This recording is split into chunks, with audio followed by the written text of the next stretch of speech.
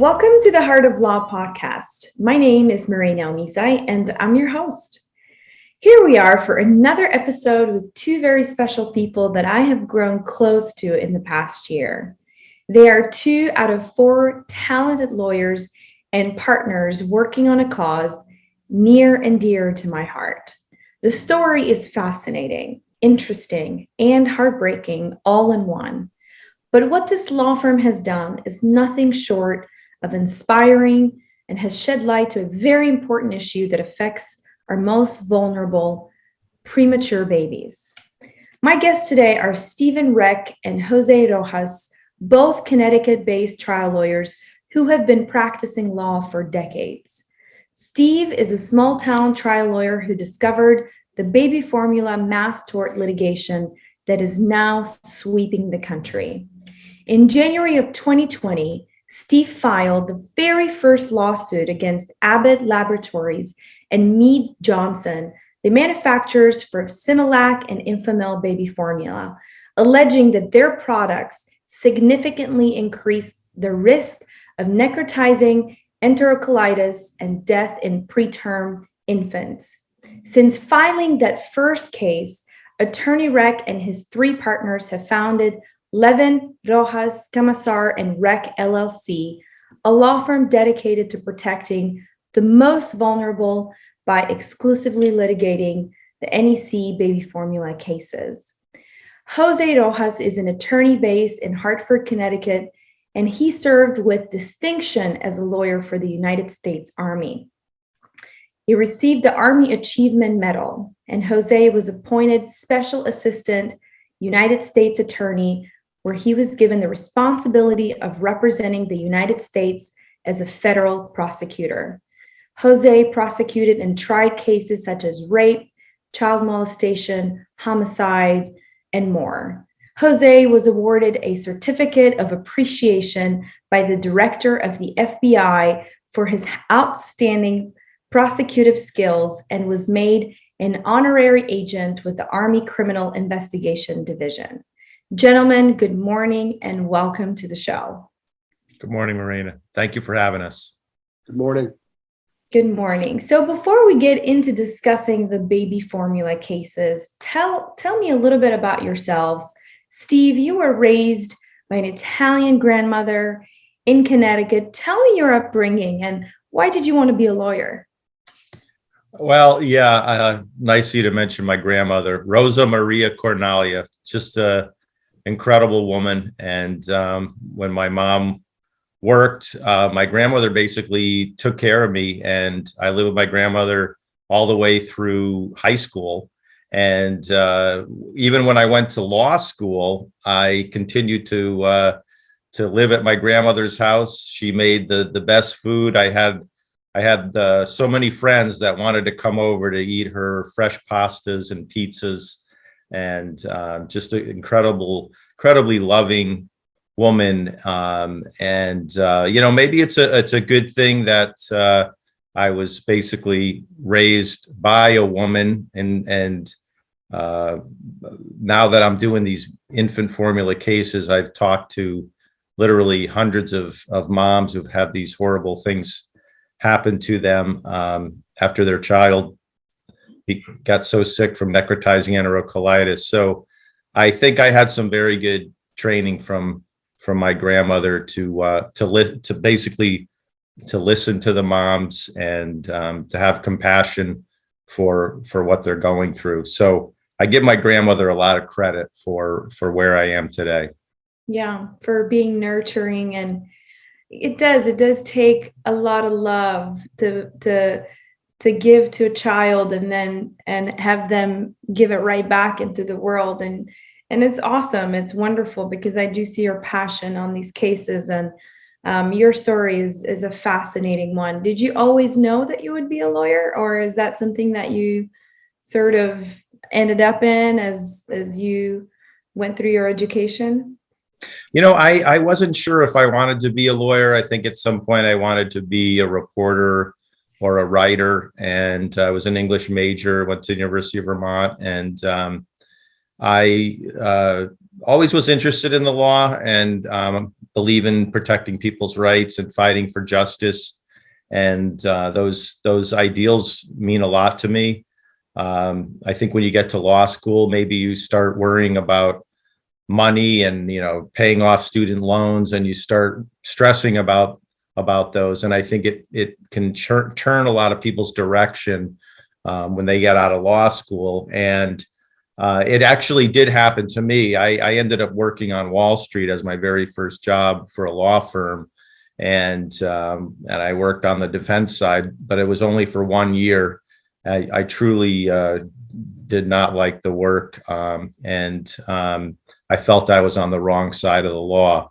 So I took about a 400% pay cut, and I moved from a nice little brownstone in the Village down to Groton, Connecticut, where I worked for Matt Shafner, who was my mentor, an incredible trial lawyer, wonderful person who basically said, "Hey, kid, go out, try cases, help people." And he really turned my life around. So although I was poor, he taught me something very valuable, and that's how to try cases and go to court. And I thank him for that. He really changed my career. Wow. That's wonderful. That's there's a few pieces. I'd heard a little bit of that story, but not everything. So that's awesome. I didn't know you had worked on the defense side for a year. I'm glad you saw the light. I mean, everybody has to do their job, but I will tell you, it really felt like the dark side. I mean, I just, ironically, I actually was against. It was insurance issues related to people who were dying from mesothelioma. So it was a mass tort, asbestosis, and those sort of claims. And then Matt Shafter, who I went to work for the plaintiff side on those very cases. A lot of people in our area here that worked on the submarines, unfortunately, were exposed to asbestos, and they developed these lung-related diseases from inhaling the asbestos fibers. So I did a complete, turnaround when I came to Groton, and basically Matt just said, "Go try these cases." They had a lot of cases sitting around the office. Nobody wanted to try them. Yeah. And I was so happy to try them and go to court. I don't think I'm the best speaker, and I don't think I'm a natural orator, but what are you talking about? I tried. You're a genius in so many different ways. That's very, very kind. Jose's the genius, and I rely on him for the brains of the operation. But I try to be sincere and in talking to the jury and my clients and the witnesses. And I think to me, that's probably why I've been successful as a trial lawyer. I don't think I have the greatest skills as a trial lawyer, but I think juries can appreciate sincerity and honesty, and when you're fighting for the right cause. Yeah.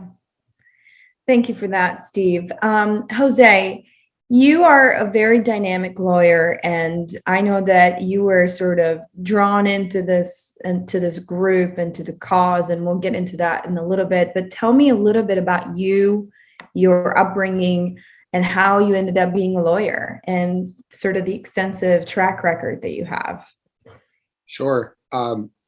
First of all, I just want to say, Stephen, your sincerity is really, it's palpable, and I really do believe that's why you are an amazing, successful trial lawyer, because not only juries, but just people around you understand really how passionate you are about this litigation, but really about all your clients. So thank you for letting me join you in this journey.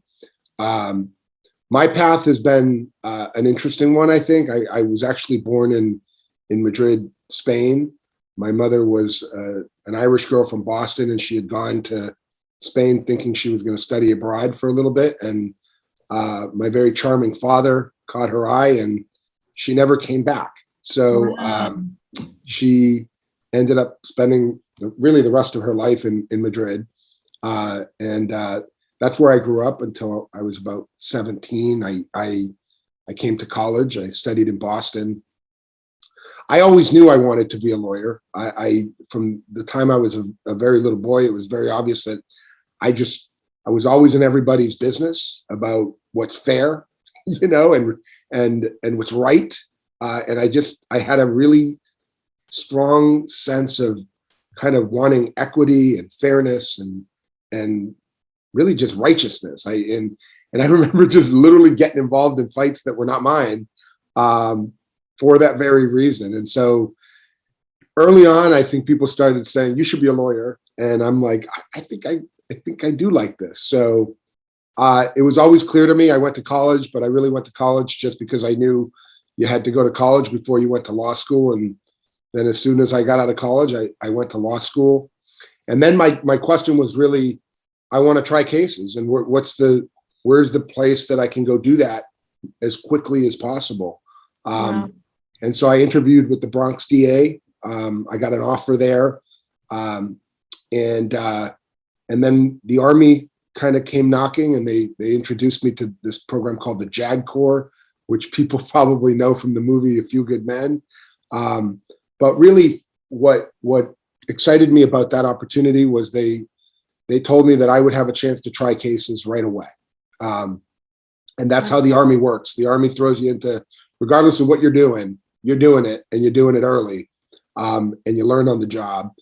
And so that's what happened. I went in and very quickly I was trying cases.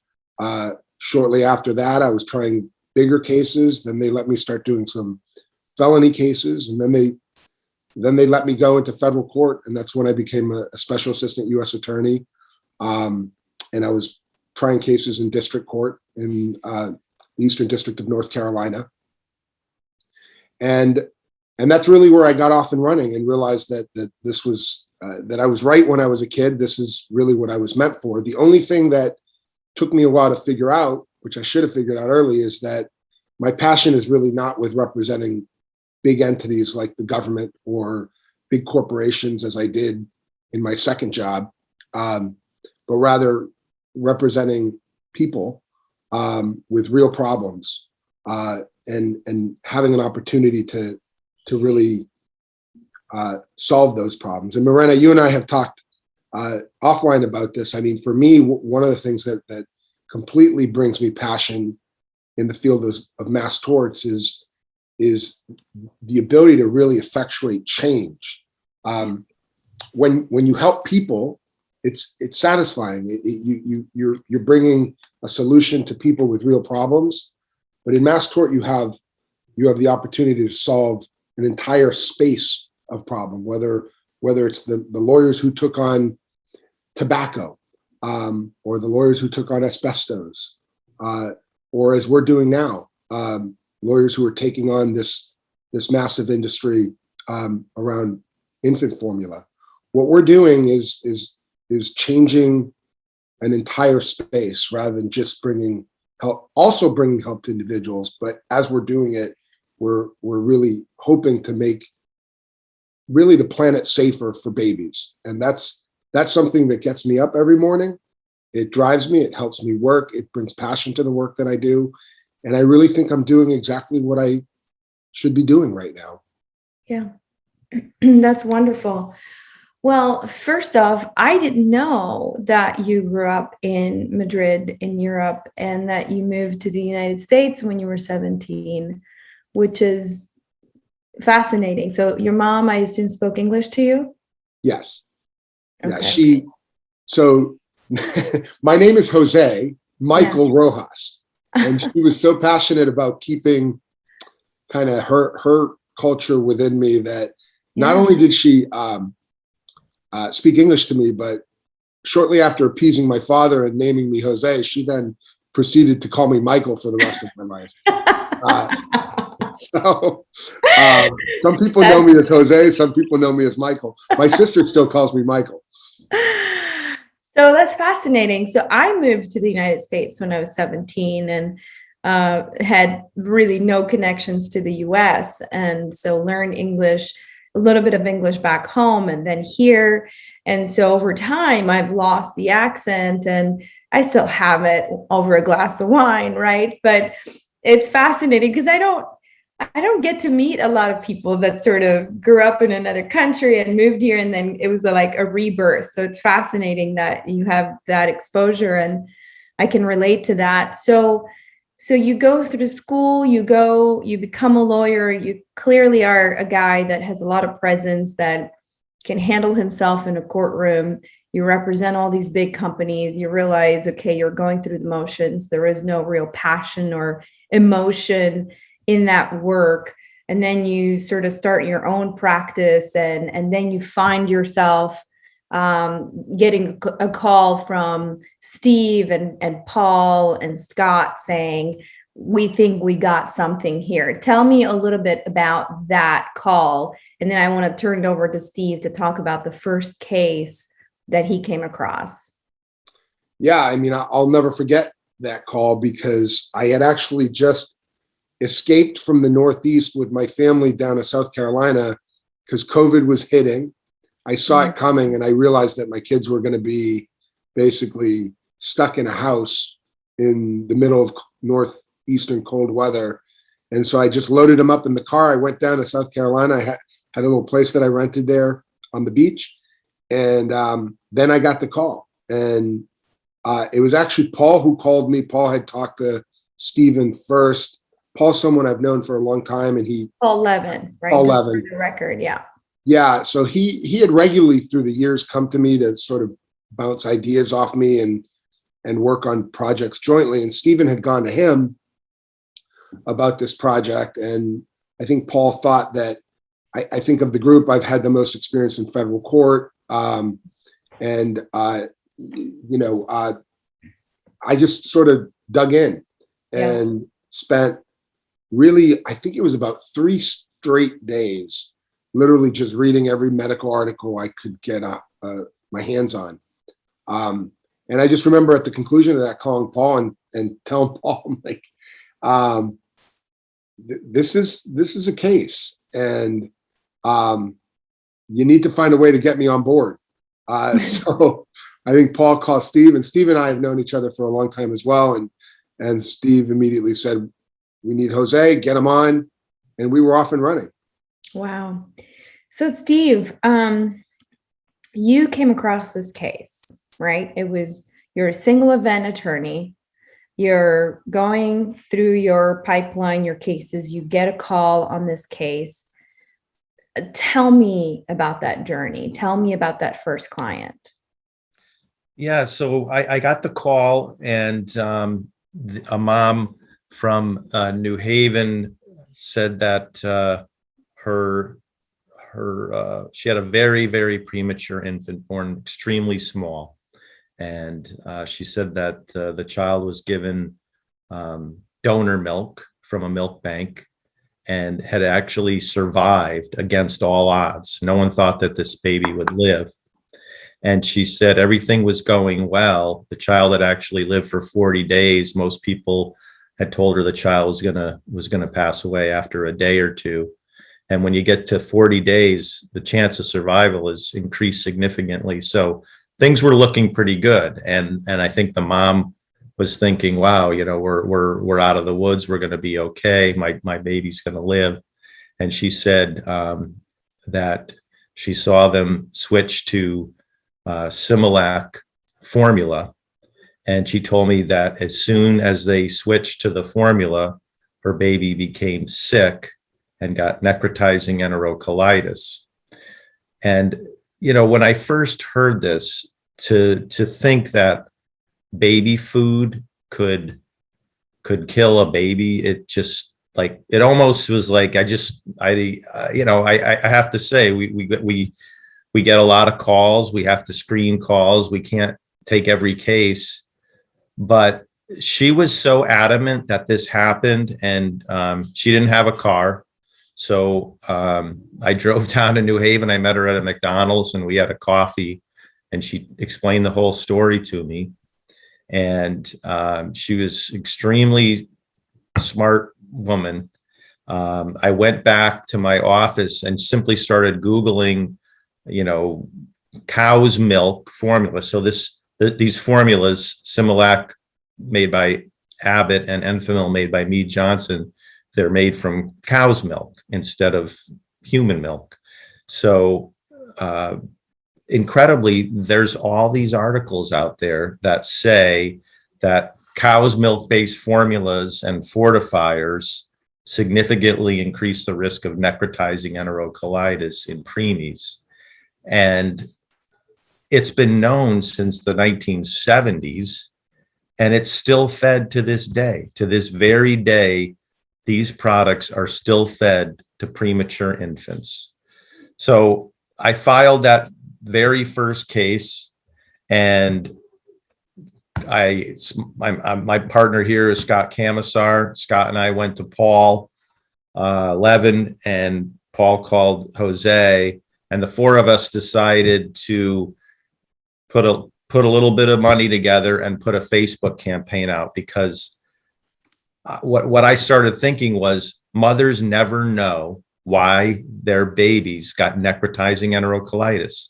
No one ever tells them it's from food. No one ever even mentions cow's milk. It's not even discussed by the doctors, the hospitals. There's absolutely no warnings on Similac or Enfamil about necrotizing enterocolitis. So it's this conspiracy of silence, and mothers never know. So we just put a little Facebook ad out there and said, did your premature infant get necrotizing enterocolitis? It was just one question. And oh my God, we had the floodgates open. All these mothers who have these horrible things happen to their baby. And unfortunately, a lot of the babies, they get this horrible bowel disease called necrotizing enterocolitis, where the bacteria invades the bowel walls, and the bacteria then will leak out. The bowel walls can perforate. The bacteria gets everywhere. The baby gets septic and often dies. Or what they do is they go in, and on these little tiny guts, these pediatric surgeons remove the dead bowel, and then they actually remove the bowel and put it in a silo outside of the body of these little preemies. And then they just keep snipping away when they see more of the dead bowel. And the reason why this is happening is these Similac and Enfamil cow's milk-based formulas. So the mothers never know. And to this day, the only way moms ever know about it is through the advertising. And as you know, Mirena, when you said this is kind of taken off. So from the four of us starting this very first case, there are now, law firms and advertising agencies all over the country that are advertising for these cases. And I'm all in favor of it, because it's an army now of knowledge and lawyers and scientists getting together to stop this harmful practice. So it's not something that we wanted to keep just between the four of us. We want to get the word out, and we want to change the way that preemies are fed. And like Jose said, ultimately, I think we will. I think when this tort is finally concluded, they're not going to be feeding. In this first case, they fed pure formula to a baby that was only about 900 grams. It's just insane, and it goes against all of the knowledge. Yeah, they do it. When I heard about this case early on, which I think now it's been over a year before the word wasn't out, and you all were trying to figure out where to go from having a handful of cases and doing your own campaign to where you are today. Even though I didn't have all the details or understanding or the science, what kicked in for me, because I'm a mother and I've given birth to 2 children, healthy children. I do remember that in the hospital, you would be given formula, boxes of formula, and not only to use while you were in the hospital. There was some encouragement to breastfeed, But depending on how young the mom is or not knowledgeable, the box of formula is in the room before you even know what's going on. And then there is few boxes of formula that they give to you to take home. And I was a young mom the first time around, and it was really convenient to reach for a bottle of formula versus getting in the habit of feeding a baby every 2 hours and everything else, the overwhelming things that go on when you just had a baby. And so looking back and reflecting on that time, I certainly, and growing up in a country where, by the way, there was no baby formula, right? Women did not have an option to give their babies formula. Women breastfed, and those who couldn't breastfeed, other women would step up and like you said, donate their breast milk. So I grew up in that culture, and that was the norm. And then coming here and giving birth in the United States and going through that process, that was very, very different. And reflecting as a more mature, woman and mother, I was kind of like, starting to put the pieces together. There is this propaganda, this trying to suppress the importance of breast milk and making, baby formula, almost equal to breast milk. And it's no different to me as I think about this than tobacco, right? When people were told the more you smoke, the better it is for you, or water contamination cases where the more water you drink, the better it is for you, knowing that the water is contaminated. This is no different than that. But the question I have, and maybe a question for that you could clarify for the audience, is, so we're alleging that these products significantly increase the risk of necrotizing enterocolitis, correct? So do babies have NEC without taking, like if they're just on breast milk, do babies get this? Premature babies, regular babies, is this, tell me a little bit more about that. So it's mostly just the premature infants that are going to get necrotizing enterocolitis. And a premature infant can get NEC without getting the cow's milk formula. But once they introduce cow's milk formula, it increases the chance of getting surgical NEC, which is really what we're talking about, by 90%.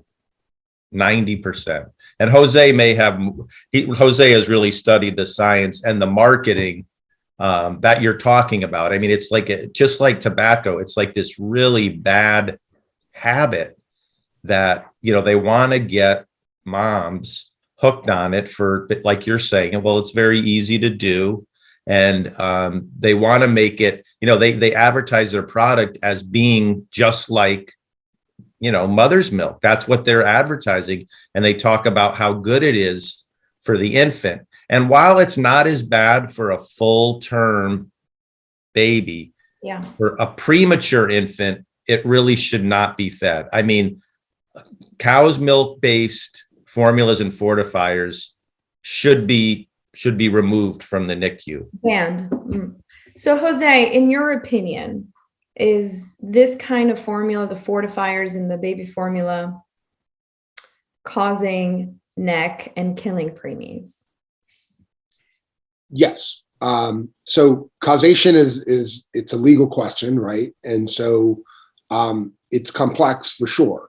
And to just sort of pivot off your previous question, I mean, there are babies that do get NEC who never had formula.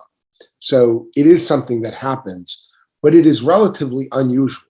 In other words, even in our own shop, when we were out trying to get cases to begin this litigation, we were if a baby had NEC, in almost every situation they had formula. I mean, from our own internal study, that's almost like a given. We heard a story recently that in the Nordic countries, they have an exclusive human diet for premature infants, and NEC is necrotizing enterocolitis is almost unheard of in those countries.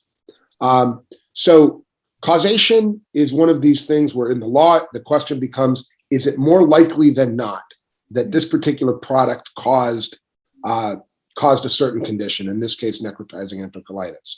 When you have dramatic epidemiology like this, where the statistics, the correlation is so dramatic, it really draws the ability for a fact finder, whether it be a juror or a judge or anybody else, to conclude that this product was a substantial factor in bringing about that condition. The law is never about perfect answers. You never know in the law that someone is guilty, for example, in the criminal law. But the law doesn't require that. Even in a criminal case, you only have to prove that someone's guilty beyond a reasonable doubt. In a civil case, it's the preponderance of the evidence, and in this particular context, it has to be a substantial factor. So in that context, this is an extremely strong case. I mean, you compare it with, for example, the tobacco industry, the tobacco litigation. Are there people who got cancer who never smoked a cigarette in their life? Of course. That doesn't mean that tobacco doesn't cause lung cancer or other types of cancer. Of course it does. And that's a well-established, well-accepted concept now. It took decades for that to be accepted in various circles, but it's well accepted now. What I want to point out, though, about these cases, though, that makes it even more dramatic than many of the torts that are out there on this causation question is a thing that's called temporal causation. And with cigarette smoke, for example, and I always sort of compare with tobacco, the development of cancer happens over years, even decades, right? And so the ability to connect it up, even logically, intuitively, is harder. Even though we know from studies that tobacco greatly increases the risk of cancer, that temporal distance between the smoking and the actual development makes it maybe a little harder to logically arrive at a conclusion of causation. Our cases here are very different. And I'll tell you a very quick story about one of the cases that I handled. When Steve had talked to a mother, I said, well, if Steve's talked to her, I got to go talk to a mother. So I talked to a mom here in Connecticut, and I wanted to learn from a mom exactly what her experience had been. And so she told me about her baby who was receiving human milk, exclusive human milk. This mom was producing ample amounts of human milk. And she had specifically said she only wanted her child fed her own human milk.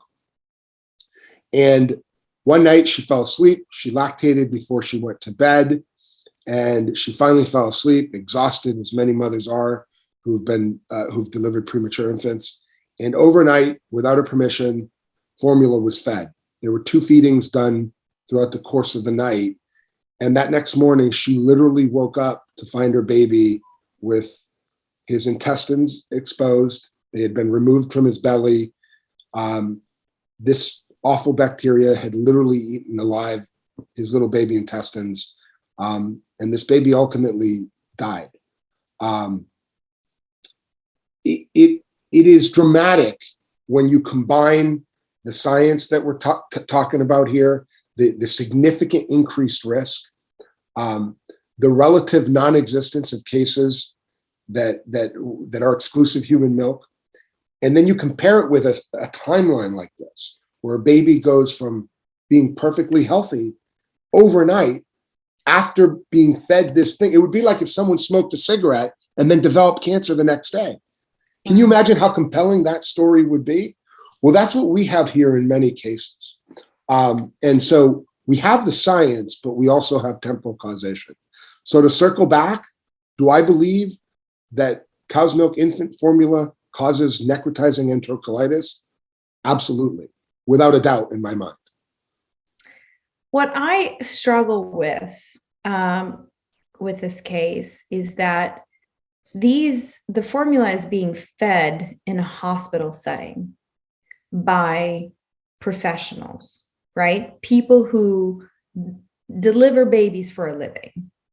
And they see these babies in the NICU and they know the risk, the high risk these babies are in. And that is a tough one to sort of consolidate. What is the rationale behind the idea that, hospitals across this country are doing this? Not just Connecticut, not just, Boston. I mean, this is happening around the country. What can you explain? Can you talk about that? Yeah, I mean, look, so for decades, the World Health Organization has condemned the marketing practices of the baby formula industry. And the reason they've been condemned, and there's a recent study that just came out and published by the World Health Organization, again, looking back at the continued practices. And they're multifactorial, but what you have is, number one, you have an extraordinarily aggressive marketing campaign directed at moms. And you got to realize, in this context, moms are dealing with a lot. They've just delivered a premature infant. They're having difficulty lactating, and they're hearing a fair amount of mixed messages about, whether this stuff is actually adequate for their babies or not. And but you had should mentioned a doctor earlier, know, or a nurse? and they should know, but that sort of leads to the second prong of this multifactorial problem, is that the industry actively and very aggressively lobbies the physicians. I mean, they pay for hospital wards, they pay for conferences, they donate to the American Academy of Pediatrics at offensive levels, big dollars. It is really and sadly a conspiracy of silence, where I think what you have is moms who are tricked into believing this stuff is adequate. They're tricked into believing that it's actually necessary. There's a concept called catch-up growth that is marketed, so that they're made to believe almost that their milk is not enough, that it's not going to be enough for their little premature infants. And then you have the physicians who are marketed at an equally aggressive level. And then you compound that with a couple other factors. You have the cost of going to an exclusive human milk diet for hospitals. It's very expensive. It's going to increase the cost of feeding, which oftentimes is not paid by Medicaid and other sources. So you follow the money, and that usually gets you to the truth as well. And then you have what I would call institutional laziness. It is the concept that to be able to mix milk quickly and feed makes their jobs a lot easier. And so I think it really comes down to all those things. Now, things are changing.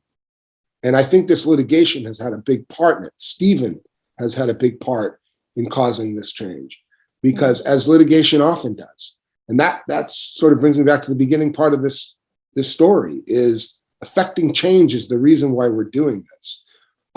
There's a hospital in Texas that has gone to an exclusive human milk diet, and hospitals are emerging across the country.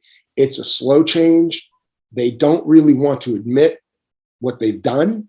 So I don't think they want to do it dramatically and overnight, because to do it dramatically and overnight is sort of an implicit recognition of their complicity. And so what we're starting to see, for example, in the case that Steve and I are handling here in Connecticut, the one I just told you about, we've been able to sort of track changes that this particular hospital is doing. So they're making some changes in their nutritional protocol. They're still feeding fortifier, but they've basically stopped the practice of feeding outright formula. And so these are small incremental changes, but we'll get there. Yeah. Steve, what happened?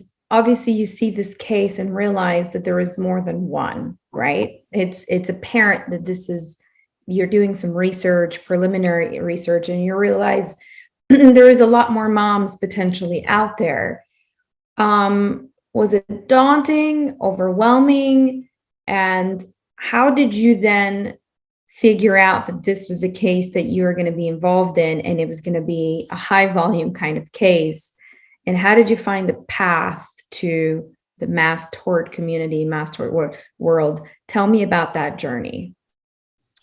Yeah, I mean, it's been quite a journey. And Mirena, I do appreciate your help with us on that, because you've been guiding us, and we definitely appreciate it. And we know you're a believer in what we're doing. You know, it really, to me, it really came down to moms are never told. So all these infants are getting necrotizing enterocolitis.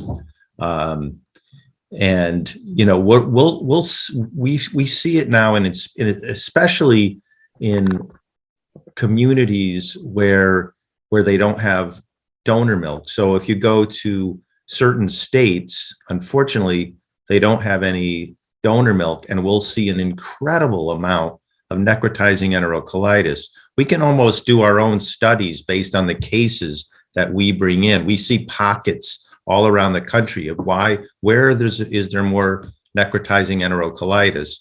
We actually produced a little animated film telling moms, I mean, if you know you're going to have a premature infant, make sure you go to a hospital that has donor milk. Because a lot of moms, when they have their infant premature, they're unable to produce. Their body's just not ready yet. The baby came too early. So human donor milk is then essential for that preemie. Are But there really, areas in the country where this is happening more than others? absolutely, yeah. I mean, and it affects, obviously, it's affecting minorities more too.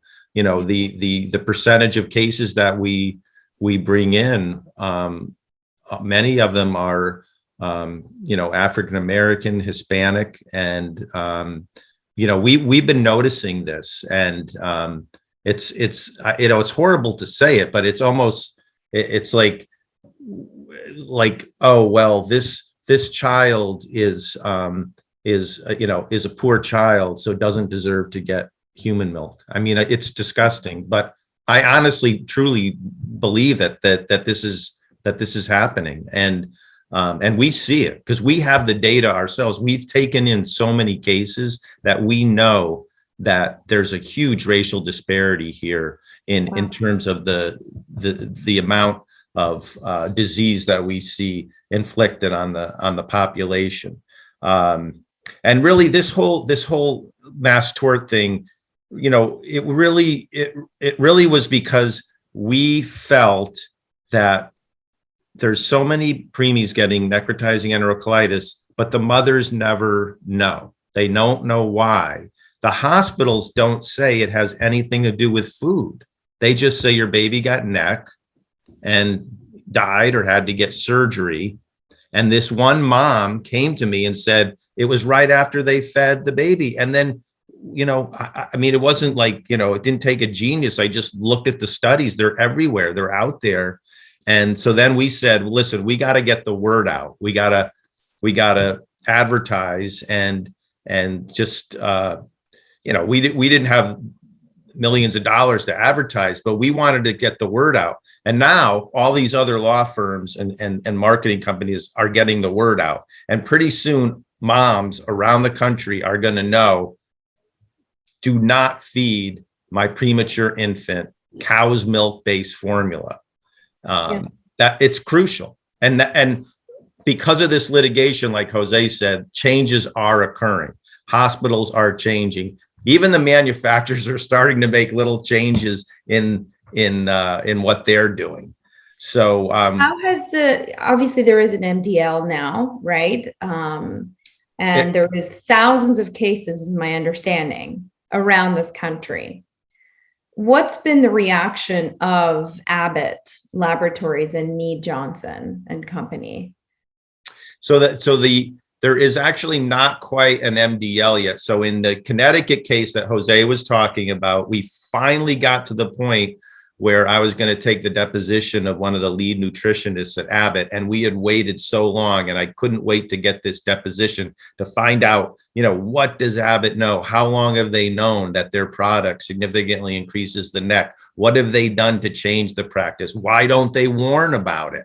Why don't they Yeah. tell the doctors when and how to feed it? So I had so many questions to ask, and Abbott filed for the multi-district litigation, which then put a stay on all of the federal cases around the country. So Jose and I are going to New Orleans before the JPML on March 31st, coming up very soon in New Orleans, and the JPML will determine where these cases will all be consolidated.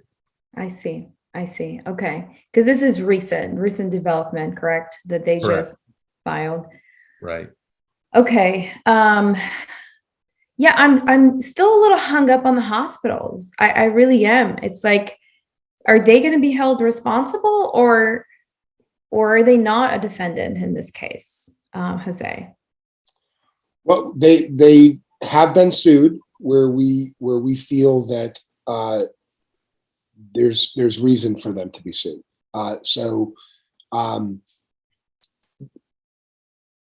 The complexity is the question is, did they know about the extent of the risk here?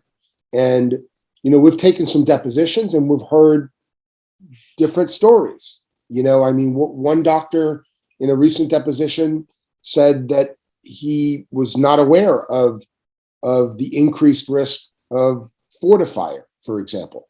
And so, it's not clear, how much they do know. I think that as a general proposition, they know that human milk is better, right? I don't know that they're aware, all of them anyway, of the extent of the increased risk. But you also got to realize, Mirena, that there, and I want to kind of get back to the complexity of this multifactorial problem. It requires getting into the weeds a little bit. So moms themselves frequently are unable to lactate at the sufficient levels that are needed for the nutrition of these babies. Some moms do, but it's often the case that they don't. And so what happens is, in those situations where the mom is not producing sufficient amounts of her own breast milk, you need donor milk. And the problem with donor milk is that donor milk is insufficient itself because it usually comes from mothers of full-term babies, that it then needs to be fortified. Okay, so you have a dynamic problem. No one here is trying to suggest that, this is like easy peasy. It's a problem that requires a solution. The solution's out there, but it's expensive. Yeah. And it requires people to put their heads together and come together and find a solution. So heading back to that scenario, you now need donor's milk. So you need, first of all, an availability of donor's milk. It's out there. But in many states, Mississippi, as an example, it's not paid by Medicaid. And let's remember that a large percentage of the folks that we're dealing with are of lower socioeconomic status. So a large percentage of these are people who are going to be using Medicaid for the treatment of the babies. And now if Medicaid doesn't pay for donor milk, who's going to pay for it? But it all comes down to the beginning problem. It's this massive marketing campaign that has really tricked hospitals and government into believing that formula is sufficient, that there doesn't need to be this other solution. It's a circular problem because the government doesn't fix it. In Connecticut, they did. So donor milk is now paid by Medicaid in Connecticut, but in many, many states, donor milk is still not paid. And remember, you have the third thing, which is Prolacta, which is a human milk-derived fortifier. Right. And that's expensive too.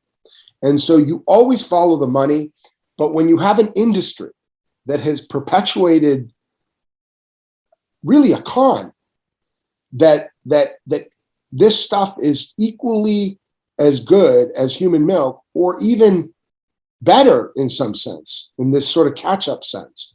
When that's been perpetuated, change doesn't happen easily. It doesn't happen institutionally in hospitals, Right. and it doesn't happen institutionally in government. And so it all works together in a problematic way.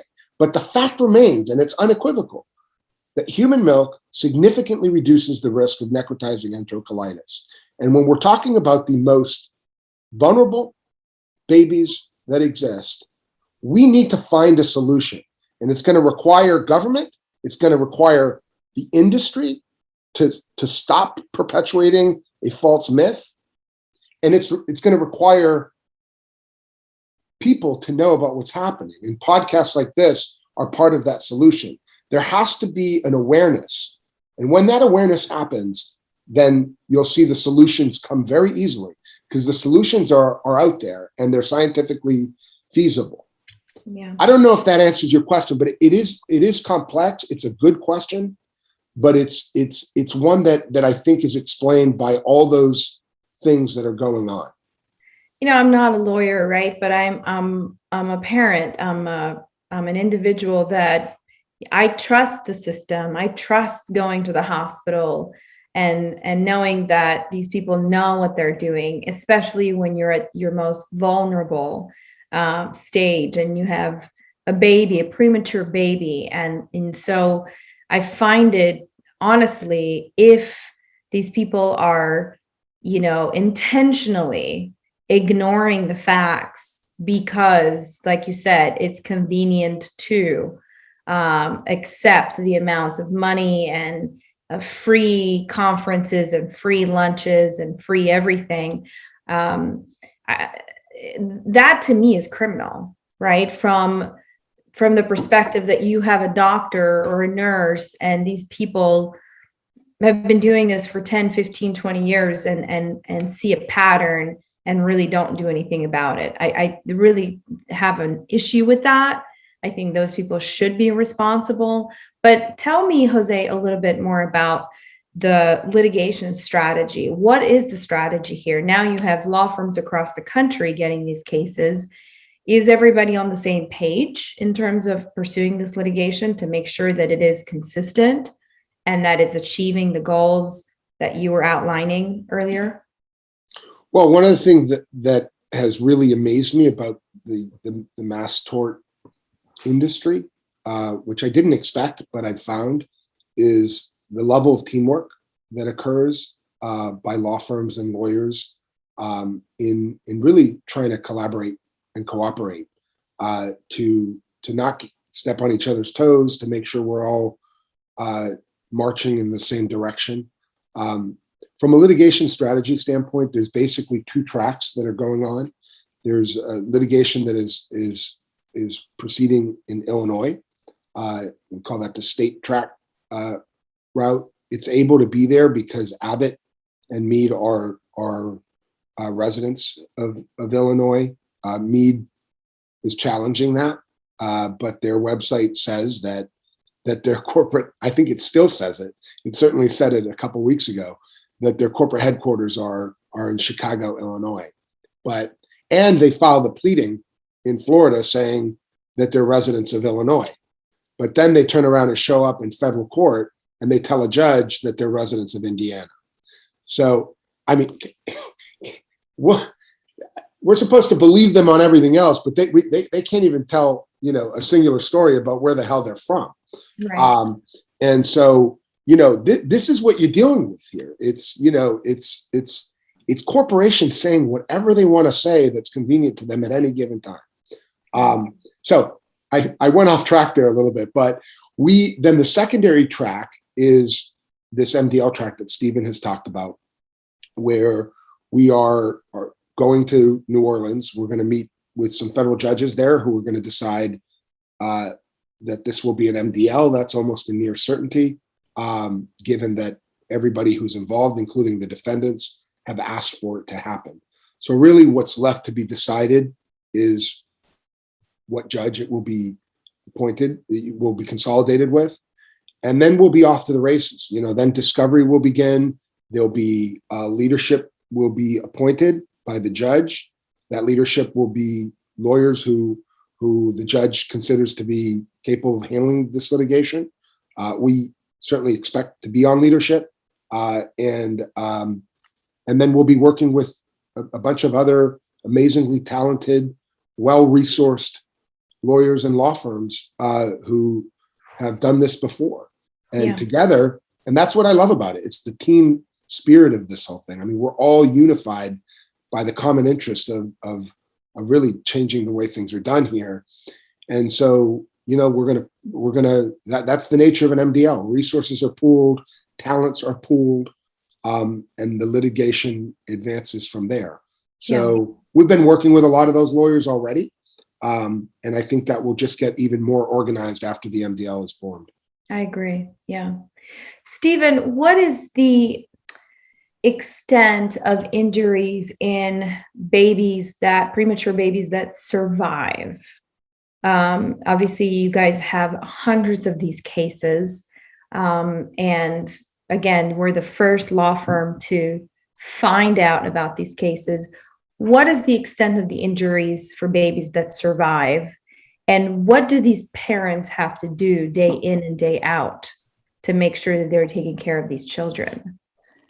Yeah, there's been, we've seen so many different issues that have occurred as a result of the children being fed the formula and then getting the necrotizing enterocolitis. So unfortunately, as we mentioned, about a third of the ones that we talked to, they passed away. And about a third of them are going to get surgery where they actually remove the bowel. And so many of these children have a significant amount of their bowel removed, which affects them for the rest of their lives. They're not going to be able to absorb the nutrients that they need. So many of them are restricted in their growth. They also have short gut syndrome. And then a few of these children, unfortunately, get cerebral palsy. So what happens, what we've seen is these children have normal brain scans after they're born. They don't have a bleed, and their brain should be fine, and they should be able to live a normal, healthy life. Unfortunately, they get this necrotizing enterocolitis, which the baby usually then gets septic, puts an unbelievable amount of strain on the brain, and they get brain bleeds and cerebral palsy. Or we've had cases where the child becomes septic and codes. They have to resuscitate the baby, and then the baby has an anoxic brain injury from not getting oxygen. So these children have just, catastrophic lifelong injuries. And those, Jose and I really spend a lot of time on those particular cases, because these parents, what they do for their children it's just incredible. I mean, it's 24/7 care. These children can't walk, they can't talk. The parents are just incredibly loving people, and they send us pictures of their children, and the children are happy. They're smiling, and although they can't talk, they express themselves, and in many ways it's truly a beautiful story. And we have some incredible paralegals that work here, just incredibly empathetic women that talk to these moms constantly. And I know you've talked to them also, Mirena, and they're a big fan of yours too. But there's a lot of love here in the office going out to these parents that have these lifelong struggles. Yeah. So that's pretty much, we run the gamut from death to the very least. The very few lucky ones what they'll do is they'll get the necrotizing enterocolitis. They'll immediately stop feeding. They call it bowel rest. And if they can catch it quick enough, those babies may not need surgery. So we call that medical neck. So we've got death, we've got surgery, and then medical neck. So that's the spectrum. Steve, I know that this is a very emotional journey for you. And I could actually cry just thinking about this, but you have been so open and vulnerable during this process, and we've talked over dinner, and this is emotionally hard to take home. You're dealing with these families and it's daunting, and your paralegals are amazing because I have talked to them, and they're quite remarkable women. But I just can't imagine going to work and dealing with these cases day in and day out, and going home and to your family, right? And just processing this. This is a heavy cross to carry, right? And while I think there was some of that pressure may have been taken off of you because you were sort of like the only lawyer initially, and then you have three partners, and now other firms have joined the cause for quite some time there. This was your cross to bear. And I just want you to talk a little bit about that, because it's such a life-altering experience, and I want to know how it has impacted and changed you. Yeah, it is a little overwhelming. And I will say, in the beginning, when I realized there were this amount of moms, and I was pretty much talking to a mom every day. We'd get a call, we'd have this small Facebook campaign, and I would just hear these stories. And in the beginning, it was really Jose and I that were doing all the legal briefs and trying to handle the amount of pressure put on us by Abbott and Mead. And these companies are not easy to deal with. And they filed, like Abbott filed like a 300-page sanctions against me. So they tried to, basically they wanted to destroy us and end this whole litigation. And that was their tactic. But it really made us stronger. They picked the wrong people to deal with. I tried 3 stop and shop fall down cases as a lawyer. I don't think I've ever heard of anybody trying. Those are the toughest cases to try.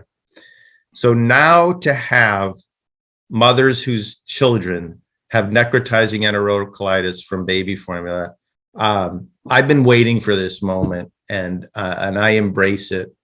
And I do delegate now, and I have these incredible paralegals that take a lot of the pressure off of me.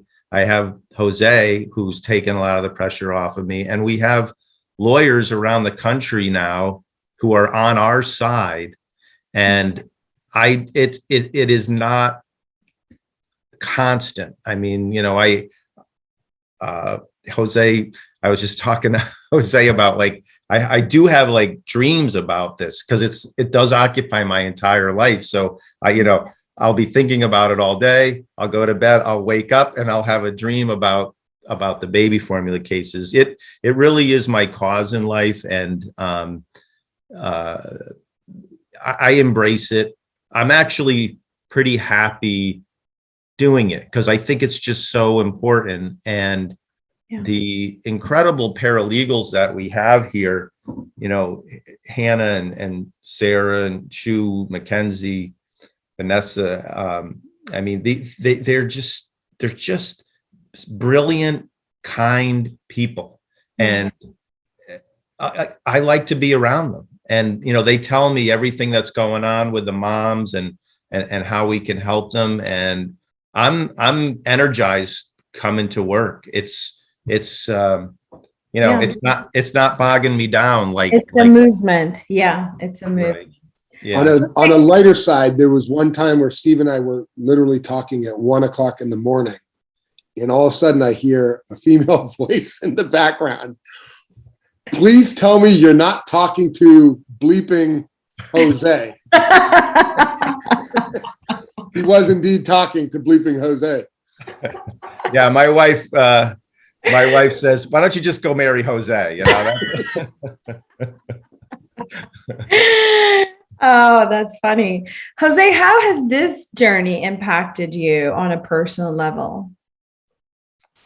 Oh, it's It's far and away the most important journey of my professional career. I mean, it's nothing has inspired me like this. I mean, I've always been passionate about my job, but I think taking on bigger challenges professionally is really important.